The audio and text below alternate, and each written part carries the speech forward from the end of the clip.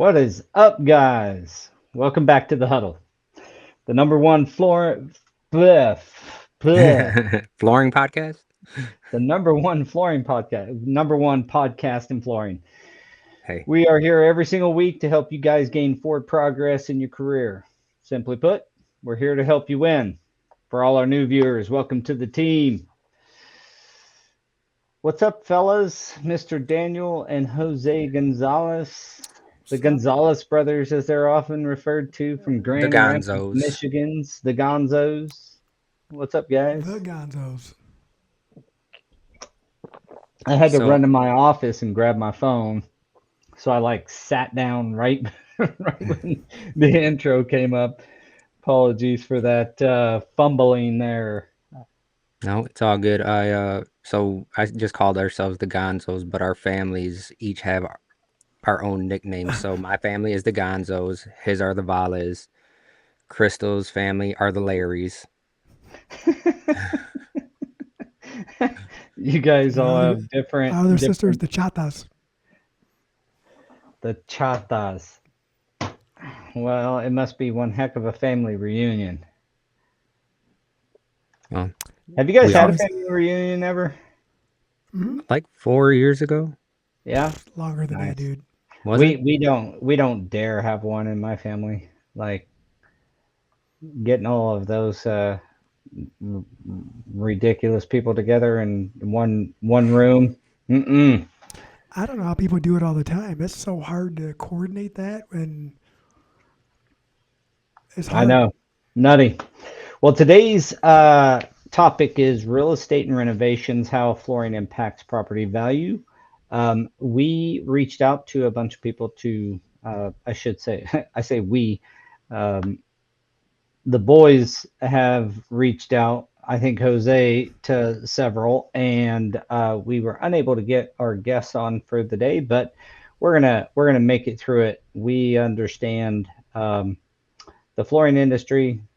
We have a lot of relationships in the business, and people who call and upgrade their home right before they sell, that kind of stuff. So we'll bring you some good insights on what is the best flooring to sell when somebody is looking to increase their you know property value before they sell their house or something. Or sometimes, like myself, you just want a low maintenance flooring that you don't have to deal with, and it will look beautiful for years and years and years. So, Mr. Carlos, what's up? what up, Carlos? Um, I want to mention today's sponsors. Today we have Divergent Adhesives.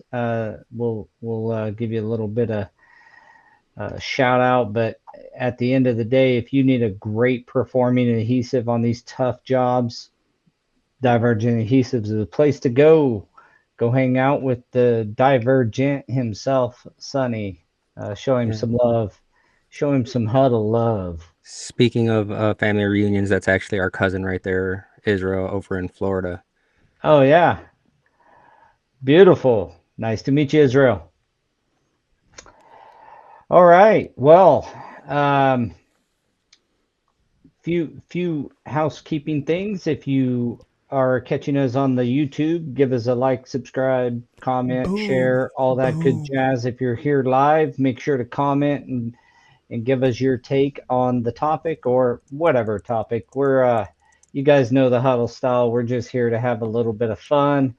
Um, chat it up a little bit about the topic. It usually is going to end up in like, one of the zones of our expertise, which is, flooring sales and particularly installation. So,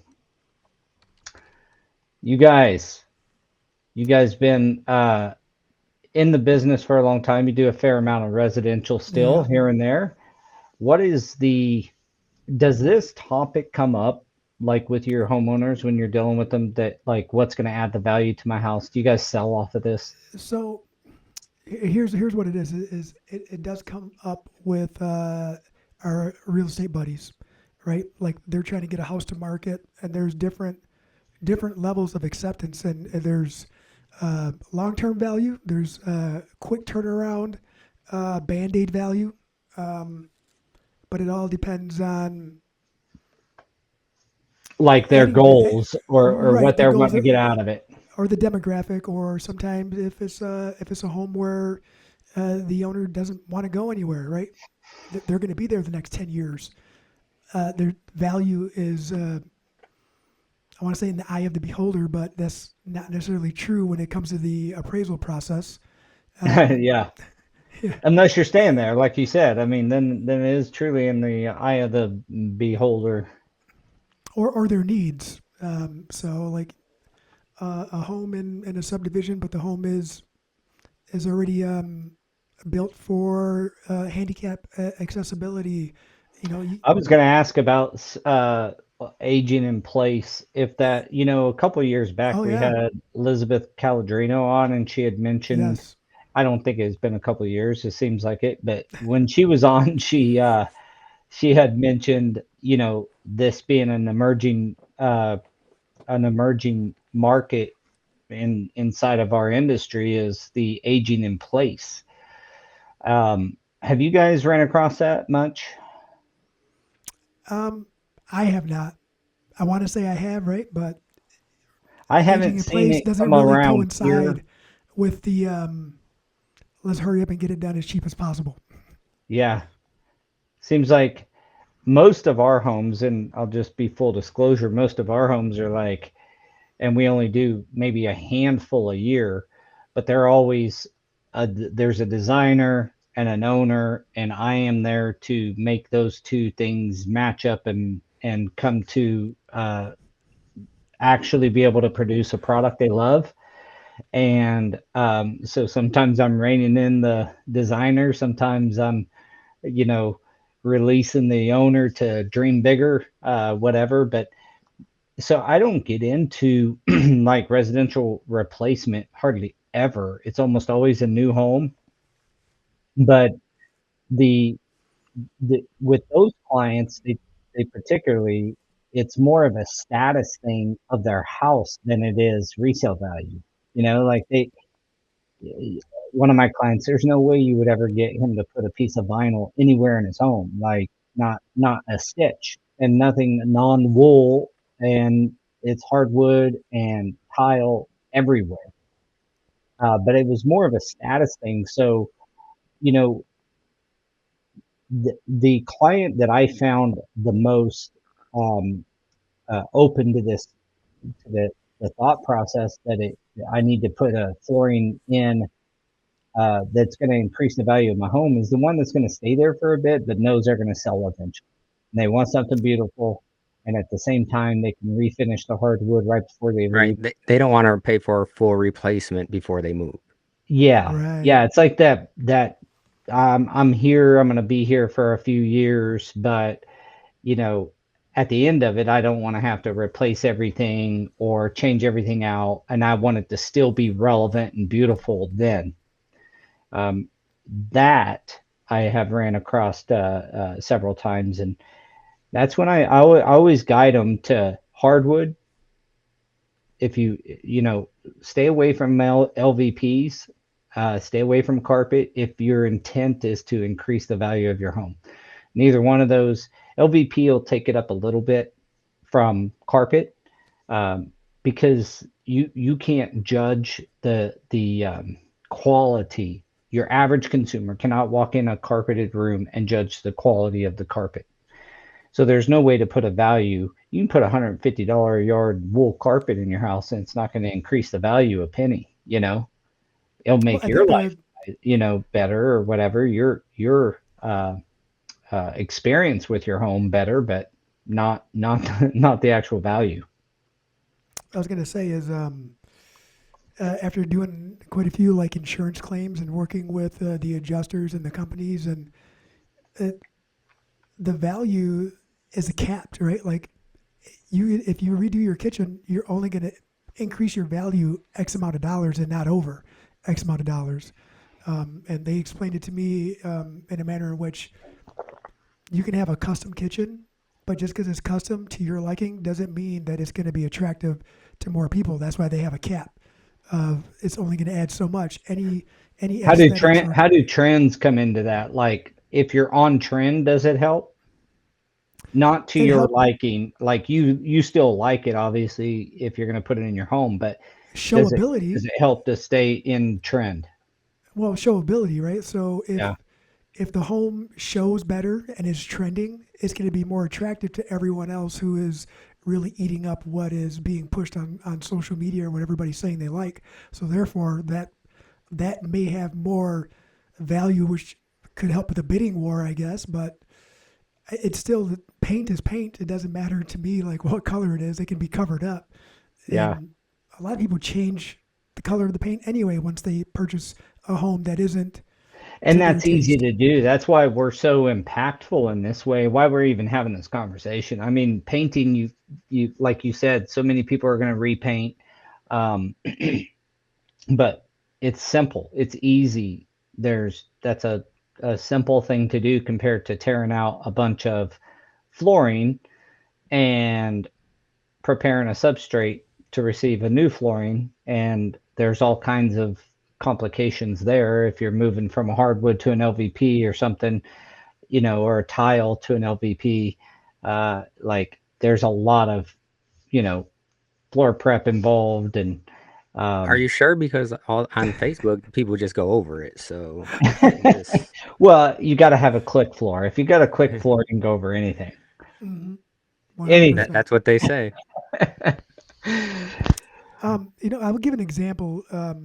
I went and measured a buddy's house, about 6 months ago in the middle of this past summer, and they have a really good installed hard tile throughout their home, right? The kitchen into the hallway, into the back areas, right, and into the bathrooms, the foyer, um, and some areas that were carpeted, and then also nice hardwood floors that abut to it in all the bedrooms. And excuse me, he wanted to cover it up with floating floor. Mm, And I'm looking at it, I'm measuring it, and I'm like, well, what do you want to do with this? He was like, well, I just want to leave it just in case, we sell the house and we can tear it up. And I said, look, I'm gonna be honest with you. I said, if you just redo some of these spots of this grout, this is really solid, man. Like this is a good install. I said the grout's just a little dirty. Like you can spruce this up.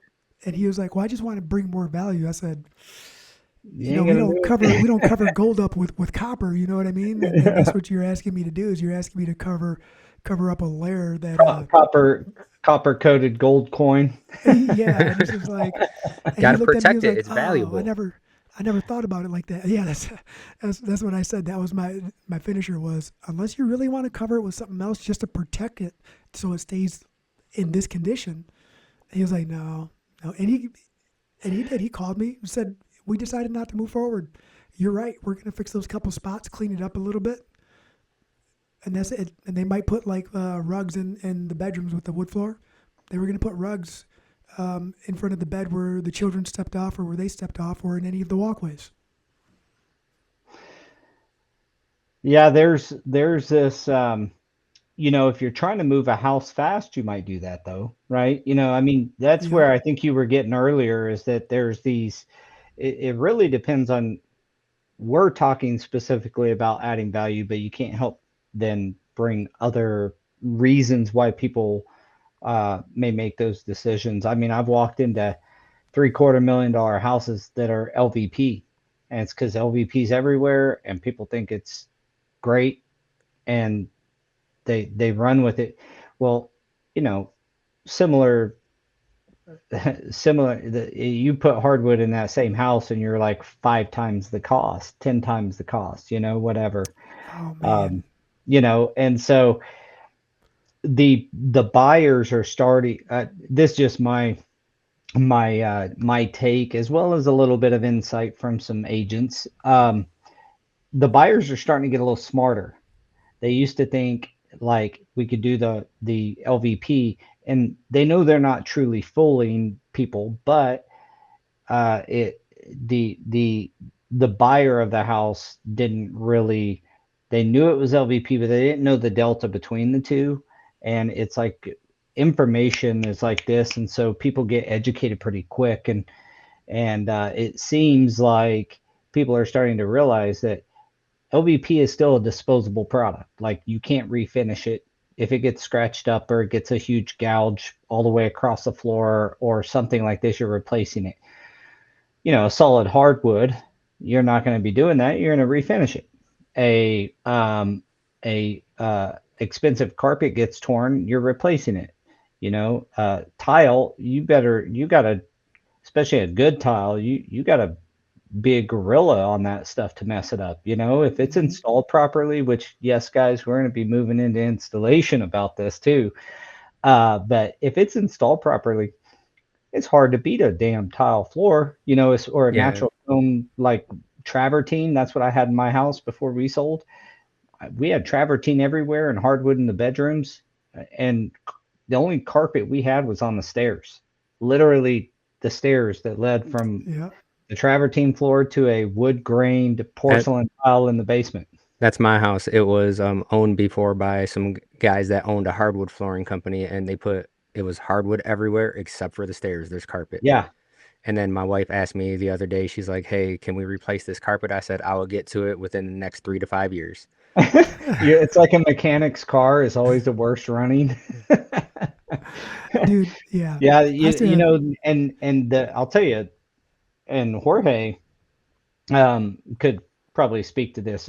Hardwood stairs with a runner, Oh those yeah. are back. The 1800s kind of style, that is fully back. The rods are starting to sell, like they're going up for stair rods, and that whole old kind of design is back, baby, in a big way. I've went through yeah, some why do we really veer nice from it? homes that have that. Why do we veer from it? That's like I don't know. the It's Trends. a beautiful look though, it man. is Yeah. And And it's kind of timeless, easy. It's here it is right back. It's like subway tile. yeah, and I'm over here, I'm seeing a lot of people like asking about hardwood on a daily basis. Hardwood this, hardwood that, refinishing. And then it's like I want hardwood. I'll throw a rug down if I want, but I can get rid of it. And you can change it so easy. Yeah. I mean, repurpose a rug to another area. I know people who, like to your point, Daniel, they put rugs down and then they'll like rotate them, I guess would be the right word. They'll take this one from this room over there and move that one like, and it gives the house a whole new look just by Yep. moving the rugs around. So it's kind of Just interesting. the value of that, what you just said. So let's talk about what value that added. Recently, this year, as a matter of fact, we went and did a runner. We replaced an existing runner at at this couple's home. They've had it for a very long time, and it was wool down the center of the steps. Just it's a simple one, right? You go up the steps, make a left, go all the way to the top floor. 20 years ago, 20 plus years ago, this guy had the foresight to buy extra carpet in case they ever had to replace that runner. Now we had to do some piecing together and had to do some cutting and some binding, right? But he's like, this lasted 20 years. Why would I change from this wool carpet? And we did. We got it cut, put it back on the steps. And he's like, I expect these to last way past Another my 20. life. Yeah. Right. And that's the value right there. That's the long term value. And it might have been custom, but it was one of those homes where it's, a $2 to $3 million house and everything was custom wood, custom everything in there. And that was what they were doing at the time. And it lasted. Why we ever veered from that, I don't know. And what Paul was saying earlier too, right? Like about what people want in their house. I'm also seeing people just be like, I seen this exact thing in my friend's house. That's what I want over here. That's Mhm. some wool steps that we did, some LVT that we did, right? LVP. It's like I seen this in my friend's house. I want this exact thing. And it's like, I can get you something that looks like it. They're like, nope, this is exactly what I want. Another thing that on the residential side, and I did do a little bit of thought and homework for the commercial side that I want to bring up. But the last thing, kind of idea surrounding either moving your home fast or uh, getting the most value is, probably the last 10 to 15 years, the open concept building was so huge. It's still big. They're starting to kind of block off some areas now in home design, but uh, having a hardwood throughout, or as opposed to like putting in and using rugs to make spaces, as opposed to having, and I say hardwood, it could be any permanent product. And that's one way you can just easily say valuable for home price or not valuable. Is it a permanent product? Does it take a jackhammer or a demo machine to take it up? Or is it, not a permanent product? A carpet and LVP is not permanent product. Hardwood is a permanent product. It's affixed to your home. Same with tile.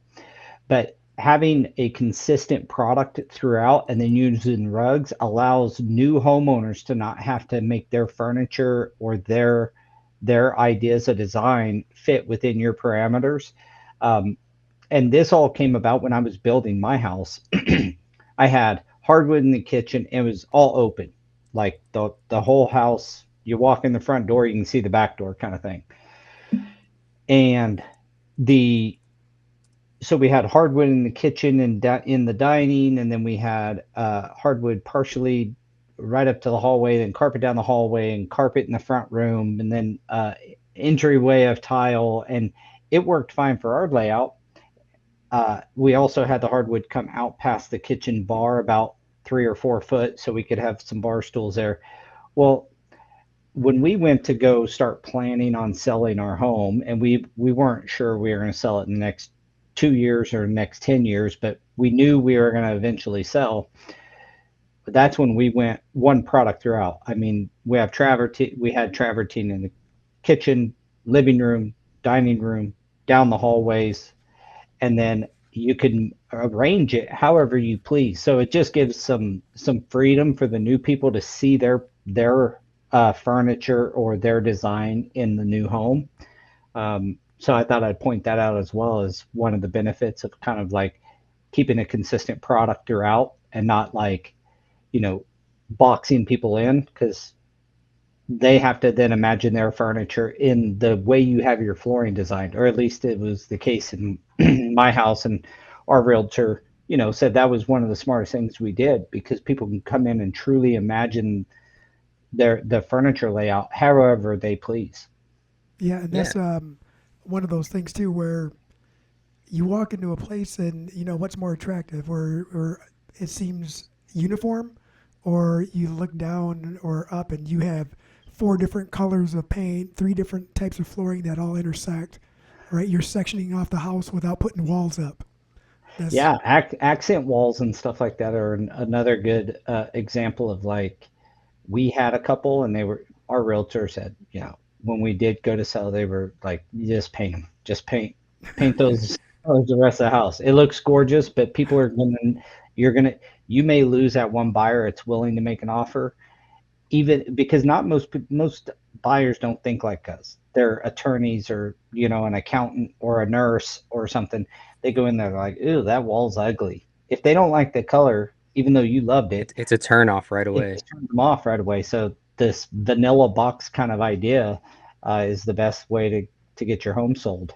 You Right, know, and that's why I like that everything is going back to the warm tones, right? The neutral, the grayish, little bit of gray, but everything is what do they call it? Millennial gray. Look at our walls, yeah, even at our office, are the millennial gray.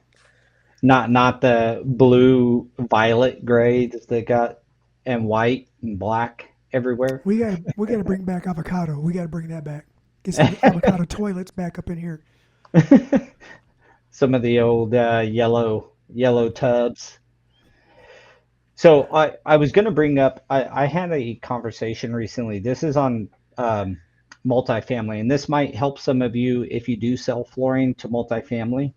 And we could all say, what do they mostly put in? Well, they put in 6 millimeter, 6 mil, 2 millimeter, like, and they just want the cheapest of the cheap. Well, that is starting to change as well. We've done quite a few multifamilies now with some with 5 millimeter, 20 mil wear layers, like in a multifamily. Um, so It's because Tacos. nobody wants to move all the time now. Like they, Well, it's all dollars and cents. So they show, when these pro formas that these guys have to provide when they go to sell. So a lot of the people who build a multifamily, they're looking to sell that thing in 3 to 5 years to some conglomerate. The goal now is like, how many tenants can I get through this floor before I replace it? It's one of the most expensive things you're going to replace, right? Repainting is cheap, and then flooring. So carpet is the cheapest, but you got to replace it after every tenant. LVP will last you longer, depending on the quality, but it'll get you maybe a couple of tenants. Well, these guys are starting to realize that, hey, this property, their capital expense to rent ratio is way lower than other properties, which means I'm going to make more profit as the conglomerate that buys this property and runs it. And so that is ringing true. So you guys out there that are in the commercial or the multifamily world, you can upsell into a nicer product. And what we just tell them is you can get multiple tenants depending on, you can always have that scrub that really just, doesn't care and scratches the tar out of the floor. But for the most part, you put a decent LVT or a good LVT in, LVP, LVT, with a good wear layer. And if you went with a thicker, 5 mil, you're going to have some sound deadening there. And then on top of that, you can get 5, 6, 8 tenants out of the same floor. Less disruption, quicker turnaround, less downtime, lower capital outlay to rent ratio. And so that is one piece of this conversation where I can tell you from experience is starting. I wouldn't say starting, but rings true. It's just starting to gain way more momentum because for so long, all we ever did in a multifamily, I'd love your guys' input on this, but all we ever did was literally six, maybe 12 millimeter or 12 mil wear layer with a 2 millimeter or maybe 2.5. Now we're doing 20 mil wear layer, 2.5 on the main floor, 5 millimeter, 20 mil on the upper floors for a little bit of additional sound deadening. Sound. Yeah. Yeah. And it's there's a lot of them going that way. The last three we've done have been 5 millimeter, and it's not the same owner. It's the concept of when they're building it. They're not, because a guy will build a multifamily and he'll plan to sell it in 3 to 5 years, right? After he's shown on a pro forma that, hey, this property is good cash flowing business. But they're going to replace the floor 2 or 3 times. And it's not just the cost of the floor. I wanted to harken back to what I said. It's also less downtime. That unit can be painted and cleaned in a day and back on the yep. market on high desire, highly desirable multifamily units. So that, if you're down a week or two less, and you have that quick turnaround, plus you have a floor that you don't have to pay to replace, it's just a clean and go. Yeah, that's ringing very true. So you Yeah, can upsell to a nicer product on these multifamilies. I think when we were doing multifamilies before, it was like a lot of sheet vinyl and not a good sheet vinyl, just a cheap, inexpensive sheet vinyl. Just Loose, lightweight, fiber floor kind of style, or fiber. yeah, I shouldn't have said fiber floor. That's indicating manufacturer. I'm Yeah, sorry about that. perimeter loose lay, No, something like that. yeah, One drop. and then the inexpensive carpet everywhere else, and then the stuff that's been coming across the desk lately. You're right. They're not putting carpet in any of the bedrooms either. They're like none. Nope. LVT everywhere. Yep, that is, we're on this. That's on the Yep. same thing. It's And like the only everywhere. It's like, LVT or the only carpet that they're putting is in the common areas, right? And it's usually a carpet tile. mhm. I got a question for you, Paul. Do you Down the see a lot of white? hallways in Yep. particular, if it's an enclosed facility, down the Yeah, that hallways, that the way quietness. the sound. Hmm.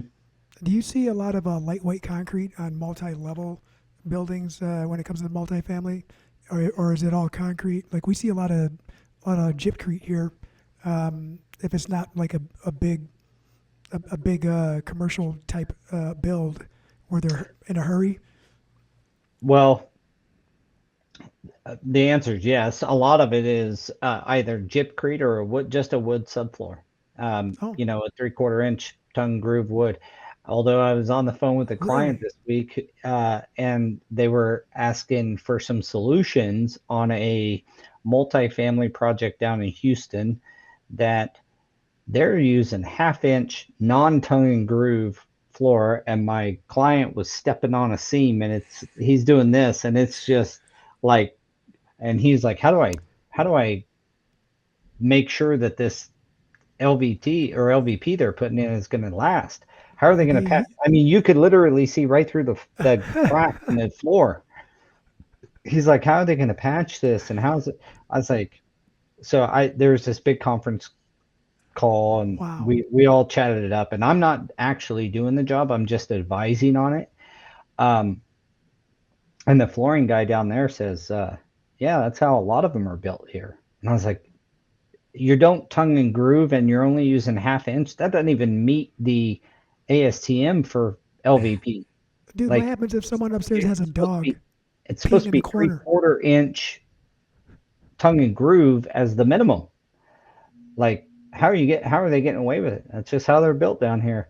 So at the end of the day, my best recommendation was to fully glue a 5-ply underlayment, fully glue, screw the seams, and staple the field because you got to patch seams anyway. Make sure you leave your expansion gap between your underlayment, and fully glue that with a wood glue, with a urethane wood Yeah, adhesive, small notch, um, you know, and glue and screw that thing, as we like to say, and it'll man. probably tighten it up. But man, can you imagine? But um, yeah, that got off course a little bit, but it was just amazed me how sometimes, I mean, what I said about them wanting to put a nicer floor is they still had a 12 mil going in, so it wasn't even the bottom. The substrate was the bottom of the barrel, and then they're putting a couple levels above bottom of the barrel in as the product. So Well, that goes to say that a properly installed floor brings more value than a poorly installed floor. yeah, Holy. yeah. So exactly what we were talking about earlier is you can upsell these, um, and like, why do you want to upsell? Well, you're probably going to make a little more profit, but dealing with nicer product is just easier to deal with. The nicer Mhm. products are easier to install. So you can upsell them based on the fact that they're going to get more tenant um, turnaround on that same floor than they would before. But it always goes back to proper installation. You can take a nicer product that's not properly installed, and it's not going to add the value at all. You know what I mean? Because they're going to Yep. lose their cap table. Because this is data, nobody's feeling about it. It's like, how much money do I spend on this facility from a maintenance and get ready standpoint versus how much rent am I collecting? And there's a ratio there always. You got faucets and plumbing fixtures and all this stuff, and flooring and paint and everything you got to do to make a unit feel brand new again when somebody goes to move in. The lower that ratio is, the better, the more profit the operator makes off of his facility. Every dollar he puts in flooring is a dollar he doesn't put in his pocket. And so that upfront thing really pays back, and it does have to obviously be properly installed. I think too long in the um, multifamily market has it been cheap product, cheap labor. And we used to call Yeah. that apartment carpet. Yeah, That's that apartment carpet, the one Yeah, you can you pick up you and see hold it up through it. to the sun and you can see through it. that you can rip with a knee kicker. Yeah. Yeah. Yeah, I don't see much of that anymore. That was the all the and we used to do apartment replacement back in the day. I 15 don't get ounce into that poly. market because it's way too cheap. But we used to be in that market, and it was all carpet, and they just accepted that, like and that is just a race to the bottom. It's like we have to have the cheapest. Like I think one customer, we were furnishing material and labor for $9 a yard. Now this was back in the early 2000s, but like their thought was it's going to have to be replaced as soon as this tenant moves out. LVP has changed that game a little bit, and I like the way it's going right now. I hope it continues because I think it's better work for installers, and on top of that, it's providing a little extra value for a lot of extra value for the property owner, and of course, we make a little bit better of a buck. Doyle says that cheap LVT and cheap labor is still king today, unfortunately. Yeah, I don't disagree with you as far as it being king. I just see a uprising a bit of sorts, like big time. To go back to your question, Jose, about like the substrates, we've also seen, um, at least in our area, we didn't uh, for a long time have that like commerce on the first floor. So say a restaurants and little boutique shops and a maybe a community bank and then apartments above it or condos above it. But we're starting to see more of that now, like what do they call it? Like planned community living kind of thing, where even like a little corner grocery stores there, you see that a lot. I think that that's one of those things too that's been around here for a long time, so it's really common to me Oh, really? to see. Yeah, super common. So I'm not. I like that setup. A lot of people that I grew up with lived above their family's store or someone's store or a vacuum shop. Like the downstairs was a vacuum shop and an electronics shop next door with Yeah. 3 stories of apartments added on. That's normal for me. Well, back on as we're talking about like adding value to property, that's the one really like experience I have with is in multifamily. I think most of our commercial work is very architect and design driven. So, they want something that's just going to last a long time. They don't want to have to tear down all their cubicles and replace their carpet in 5 years.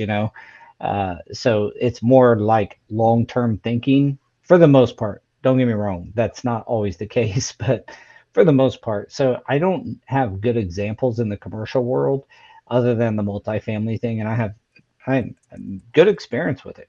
Well, But homeowners and that type of um, deal, I would say one more point is I was also told if you're going to spend money, spend it on your kitchens and your bathrooms. Tearing out a prefab shower, fiberglass shower unit and putting in a full tiled shower in a nice, median type of home is a great move for getting high value out of your house. And so just a quick note there on the tile side of the world. yeah, that's actually good advice. I mean, you're not going to want to go, buy a single wide or double wide trailer and do that to your trailer. That's really not going to No, add much more value. and you But don't want your $1 million house having a bathroom that could be mistaken for a trailer.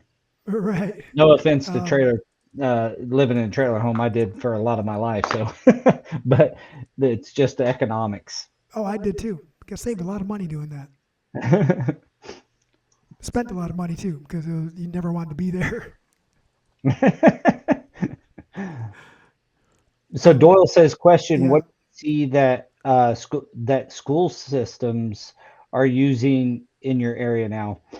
I would say there's two things. A lot of them have moved to the LVT, and they started doing that years back. They're starting to realize that, like, okay, the problem is it is going to get scratched because it's a school. Where VCT could be stripped and waxed, even though they have an annual, they save a lot on what they call life cycle cost. So, over the course of 10 years, your VCT is much more expensive than your LVT, even for a decent LVT, Because because the labor you got to put into it, yeah, every year they're stripping and waxing, and you know, repairs and 75,000 square foot. And the product is soft, as we all know, and so it'll crack and those kinds of things. But so LVT and quartz tile is starting to like grab on. It's is it? as expensive or more than LVT, but it's got a wear layer, so you don't have to strip and wax it. But once you have to, like you don't have like VCT, you had to wax like right away. They recommended as soon as it was installed, 48 hours later, strip the factory seal off of it, seal it, and apply 3 to 5 coats of wax. Right, cross-linked acrylic wax. You guys probably remember Yep. all that. You, Hmm. I don't know if Michigan still has big VCT projects in their schools, but that Not was a the lot. recommendation. So you got a 75 cents to a dollar on top of the cost of your VCT. It seems like it's cheap, and it is for your building, but then your maintenance piece The of it, maintenance costs, yeah. Yep. right, always Well, built up. and then the training that's required for the maintenance if they're not used to it, because that's where a lot of it goes wrong, and that's where all the costs add up. But over here, we have a mix. People are doing glue direct LVT. Um, what's lasted the longest is going to be terrazzo or hard tile.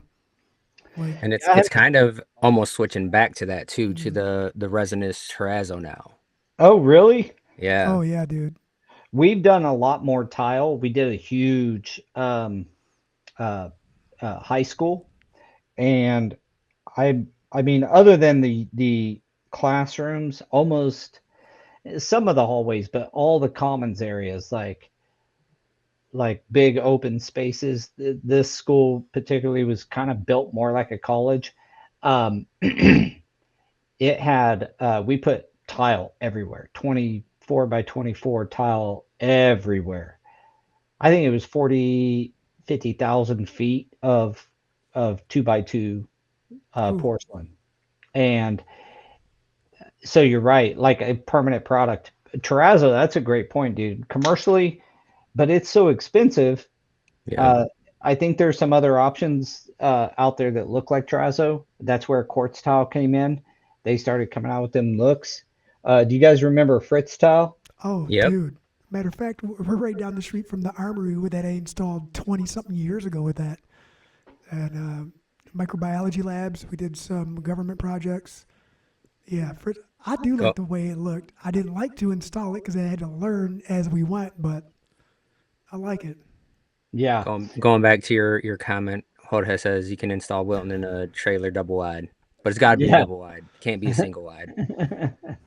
So, and then he does make a good. Doyle says right here, what about polished concrete? And we do see an uptick in polished concrete everywhere. There's In our retail, like it Yep. rules in retail. I haven't seen as much of it around here in schools. I think it's like, you know, a it's just too industrial, I think, for the educators have this idea of the space filling like The feng shui a and learning learning and space, excitement. Yeah. so I haven't seen much polished concrete in the education space, but man, it runs retail. All those big jobs I used to install back in the day, I can't count how many Kroger stores, Dillons is what they're called around here, but Kroger stores and uh, Walmarts and Targets that I've done over the years in VCT that are all now polished concrete. With the permanent VCT stain, the grid stained into the concrete. Yeah. Or they'll and barn do, dominiums. Oh, yeah. barn dominium. So my buddy does those, and they do a lot of stained concrete, polished concrete, and they're even doing the cutting the patterns and designs in Grout there. it. Yep, and doing all of that. Like, um, yeah, I they do am some not a nice work. fan I'm not a fan. Around here, there's some barndominium stuff go up, but we're in tornado country here, and if you ain't got a So basement, you and you're in a metal building, like that's not a good mix for a place that gets 100 tornadoes a year, yeah, and so we don't have as big a barnuminium thing, but the those are almost always seem to be polished concrete as well. I'm not a fan of polished concrete in a home. I just think that if I want to feel like I'm in a Walmart, I'll go to Walmart or Target. I mean, They're like they just feel cold to me. You put all the area rugs you want. institutionalized Yeah, yeah. that. because Yeah, I see a lot of the architects even over here are like, oh, we're going to do this bathroom in this place and we're going to use a tile that looks like polished concrete, or we're going to use a tile that looks like terrazzo, or I mean, it's smart, right? Because some of these places, it's on gypcrete or it's on wood, and it's like, all right, I understand that. But when you can just polish the concrete, why are you going to use something that looks like polished concrete? yeah, and Trazzo. At least, I mean, you go to Vegas or any place that there's most of the buildings Trazzo, like you can do the design is unlimited and it can be absolutely stunning looking. Polished concrete, like what you can stain it some colors and Stamp polish it, stain it. like I don't know. like and if you stamp it, you are now taking a structural piece of your property and permanently changing what it is. Like the only way to like then go put something in over a like a stamped and polished concrete floor in a home or something, or in your barndominium, Jorge, is self-leveling that sucker. If you want to put something in over that and it's stamped and like sealed, now you're like shot blasting and self-leveling to put anything else. You lose all like You, um any movement, like, and you it's just an made me think of expensive something too. thing to go then put in. Say you want to change it out for an engineered hardwood. You don't, that's not an easy task, right? Even Just buy more polished glue. concrete. Now you got to scarify it, or you got to open up the pores so that your adhesive will stick. Like you just, I think, limit yourself on that. Um, I'm very biased. I don't like polished concrete. I I can don't tell. mind I it can in tell. retail places, but in a home or a school or someplace that's meant to feel warm and inviting, I think it does the opposite. But when it looks good, it does look good. Yeah, it's pretty stunning when it's pretty. So now I know, like, if I ever have polished concrete somewhere in my home and you come to my house, I know that you're just gonna be sitting there like, oh yeah, this looks good, and in the back of your head, you're gonna be like, I can't wait to go home. I can't I'll wait to be leave. I'll be like, I know what I'm gonna get him. I'm gonna get him an area rug. Doyle says unless you're floating it, but even then, that stamp is so out of tolerance now. Yeah, if it's out, Well, it's inconsistent. if it's a real stamp, I mean, you can float over regular polish, but if you are stamping it, I mean, you got to do something. Now, not to say that plenty of people don't and then end up with a failure, but you're supposed to do something. So I got a That's question. fun. Do you think that these new resinous flooring, this epoxy flooring with all the like designs that are underneath it, where they're going a little bit thicker, are adding value, or would that be more of a custom? You know, because they're adding a theme pretty much, and you can't really change that without changing the entire thing. And the same thing goes with like the penny floors that I've been seeing that everyone's doing, which is pretty cool. It's been like that for a while, but I wonder if those actually add value or if that is just looked at as a custom piece where it's a new floor, you can clean it easy, but Well, it's one of those things where you move into there and then you cover it up and then someone else discovers it 50 years later and they're like, this is the coolest thing I've ever seen. Yeah. But I mean, my opinion on it is even with tile or a hardwood, if you go super exotic with it, you're running the risk of people not liking it, right? And you can have a marble floor throughout your entire home and it have a hard time selling because nobody likes green marble or pink marble or a very small subset of people do. Um, but if you go white or beige or grayish and you put that in, people can design around it, area rugs and stuff to make it pop. And so I think that any of those products that you put in, um, you got to be mindful that you can still mess it up from a design perspective, even if it is a permanent product that will add value to your house. If it's one of those things that's like, yikes, I'm taking that out as soon as I buy, or I'd have to replace this. I can't live with this hunter green, white veined marble everywhere, even though it's brand new, looks gorgeous or what have you. So I think you still got to be mindful of that. The epoxy floors, I think they belong in your garage, maybe in your man cave or your basement storage. Patio. Or I have seen an uptick in people talking about doing it in their basement. Like, I don't want to put anything else down here. And the good thing is that you're putting epoxy anyways, right? You might as well spend a couple more dollars to make sure you're covered on the moisture, and then you don't have to worry about it. yeah, do the moisture thing if you're putting epoxy in your basement. I'll tell you that. I've seen quite a few. Oh, it probably originated on TikTok, but I'm not on TikTok. I see most of that stuff on like Instagram. Instagram.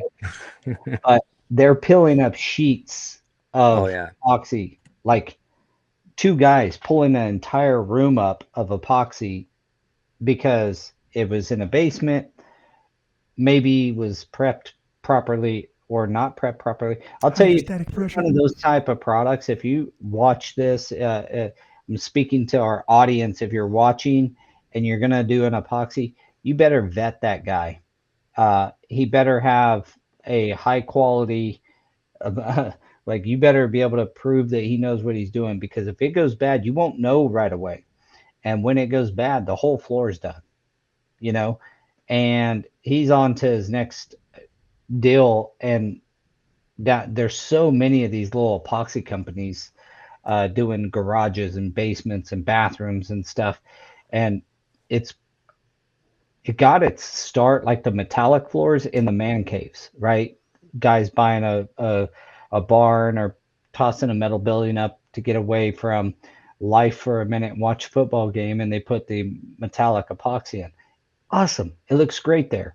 I just don't personally think that it's got to be sparingly used for my taste in a home. But hey, I'm just one guy. I mean, there's plenty of people that love that stuff, and it's We just had the coatings lady in amazing. here today too.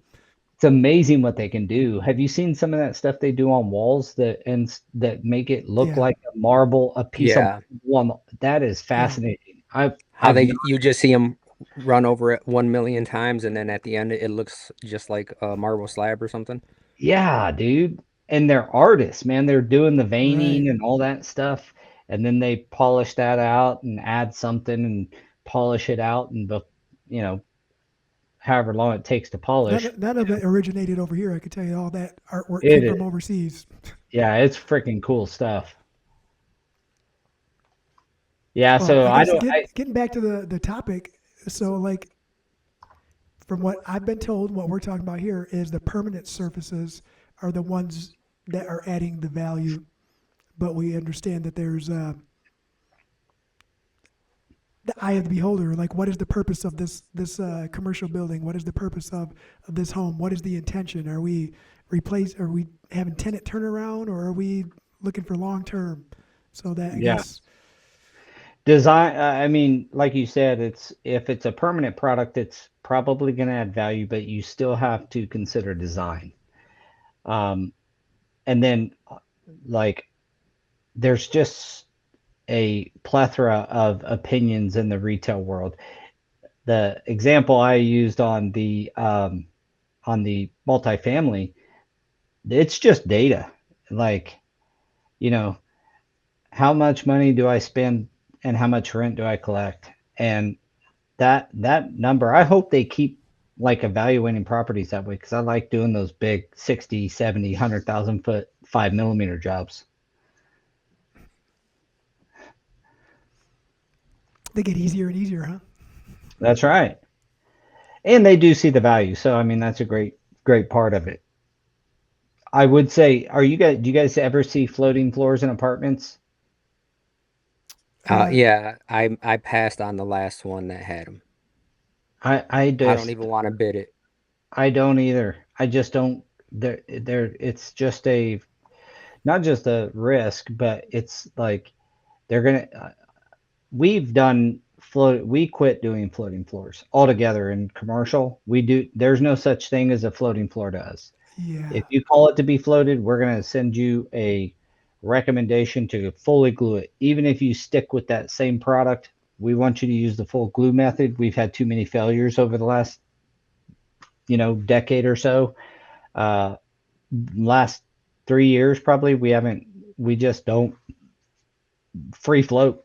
I'll even pay for the adhesive and the extra labor it costs to fully glue it to just not have the problem later. I mean, it's a problem, dude. They're gonna call you. This sounds hollow. Well, no shit. Well, part of the problem No, is too is no, that really, it sounds hollow. It's just sitting on top of a substrate. Yeah, it does sound hollow. part of the So, issue too is that these manufacturer reps or sales reps are still telling people that it's okay to do it in certain spaces depending on the amount of traffic, and it's not. And there's some pretty big names that out there, both on the manufacturer and the client side, that are still doing it, even though the failure rate is really well, high. and maintenance comes into it too. I've told this story before on the huddle, but we had a client that we did a big cafeteria for him in LVP, and it was floating. Well, manufacturer will be left off here, but at the end of the day, it was a maintenance deal that it started cupping everywhere. And I was like, man, I tested this for moisture. Plus, how is this? And it looked horrific. By the time they called me, edges were breaking off, stuff was separating. It had become a problem. It was a corporate facility, their dining area, the big corporation. Mm-mm-mm. Well, I go watch them. I go eat there one day. I asked if I could eat there. I'll watch him clean up afterwards. And the guy is coming out. I mean, the water is so hot in Just his bucket that you see the steam rolling off of it. And I watch him start mopping the floor. they're And just then I slopping it. asked him, I was like, hey man, where how hot's that water? He goes, boiling. I was like, how do you get it boiling? He's like, I take it directly out of a boiler that we have set for or a spigot that they have set for super hot water. So they're taking boiling water essentially and taking a thermoplastic, free floating thermoplastic product through these temperature cycles like that, tossing 212-degree water on it. And you do that, a few times, that product starts reacting. It's a Hey, thermoplastic product. And it failed because of that. We ended when up they're going and peeling the skin replacing off it the and did it. tomatoes, it works to clean the tomatoes. Why wouldn't it work to clean the floor? Yeah, exactly. Well, it cleaned the floor. That's why they kept doing it. It's funny. Boiling water will clean a lot of stuff, but the problem is that it completely ruined the floor. So the free floating stuff in general, I don't even know if a full glue down product would have lasted under that condition. But just point being is free floating floors are just too susceptible, and we've had too many failures, and we just are like, all right, you don't want to glue it down? We're gonna glue it down for you. Ooh, I was popping and locking, dude. He's like, Don't do that again, Paul. Okay, hey, I bet you Paul never. could break dance too. I used to Bring have some a mat cardboard, back in the day, baby. bring some cardboard and a beanie for you to wear, bro. I want to see you spin. Little shoulder roll. All right, guys. Well, that's we have come to the end of our podcast here, talking about bringing value to your property, whether it's residential, commercial property, and knowing what floors and kind of the ins and outs of doing that, and how to get the most value out of it. Picking the right flooring for a couple dollars more that might just increase your home value. So that's what this episode was about. We appreciate everybody for commenting. we Show me your Skittles. You're not ready for Uh, that, Rainbow. uh, very, very much appreciate all the comments, and give us a like, subscribe on our social channels, and continue to support us. Do not forget to support our sponsors. Today's sponsor, Divergent Adhesives. Again, if you need an adhesive when you're up against the wall with, different site conditions and different stuff, like hook up with the Divergent over there at Divergent Adhesives.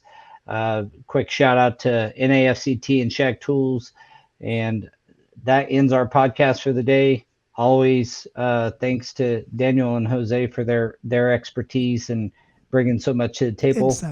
Insight, not Yeah. expertise, just Oh, insight. you guys have the expertise, and that's why you can bring the insight. So we'll see. Yep, we'll see you guys at Tice, and that's in the end of January in Las Vegas. So we'll see you guys Just there. over a month away.